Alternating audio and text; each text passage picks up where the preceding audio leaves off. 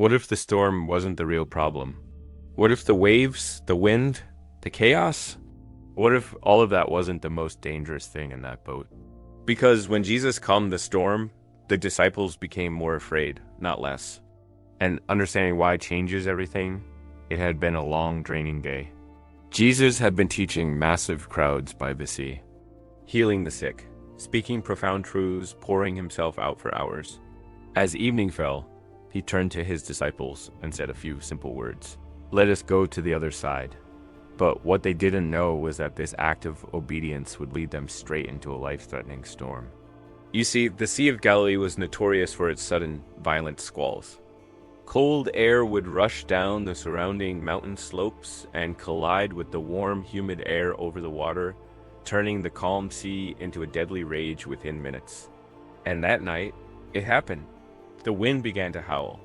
Water poured over the sides, filling the hull faster than they could bail it out. These weren't novices. This wasn't just a bad squall. This was pure, primal survival fear. Their boat was sinking, and they were going to die. And where was Jesus? Asleep. In the stern of the boat, on a cushion. In the middle of the chaos, he was resting. Not panicked. Not shouting instructions. Sleeping peacefully. The disciples, frantic and terrified, rushed to him. They shook him awake, shouting, Master, don't you care that we're about to perish? Now, notice what they really asked. It wasn't just a question of ability. And it was a question of his heart. Do you even care? The storm outside had just revealed an even bigger storm raging inside them. A storm of doubt, fear, and confusion. Have you ever been in a situation where your world is shaking, your boat is sinking, and it feels like God is completely silent, completely asleep? Jesus stood up. He didn't argue. He didn't explain. He didn't panic with them. He looked at the raging sea, at the howling wind, and he spoke 3 simple words. Peace, be still. The sea went completely flat, like glass. There was a sudden total silence, the kind of profound quiet that makes your own heart pound even louder in your ears. But here's the part of the story that most people miss, and it's the most important part.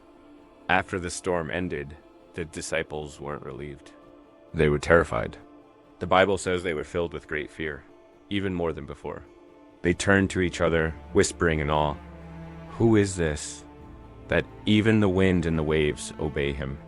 Think about that. They had survived storms their whole lives. That was a familiar fear.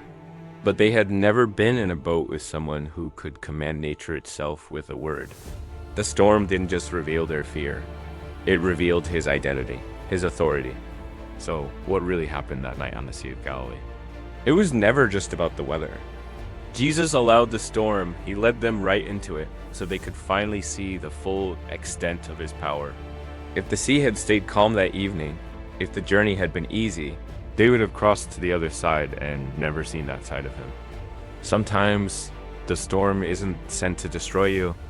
It's allowed to reveal someone far greater. Maybe your storm isn't literal wind and waves.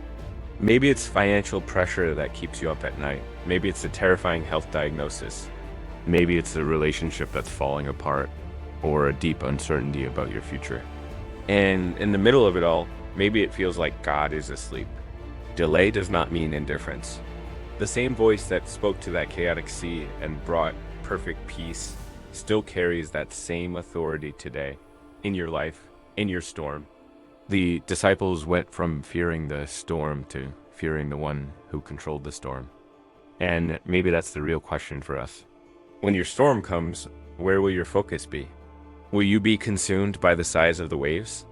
Or will you turn and see the one who is in the boat with you? Because if Jesus is in your boat, the storm was never really in control. Thanks for watching. If this resonated with you, consider subscribing for more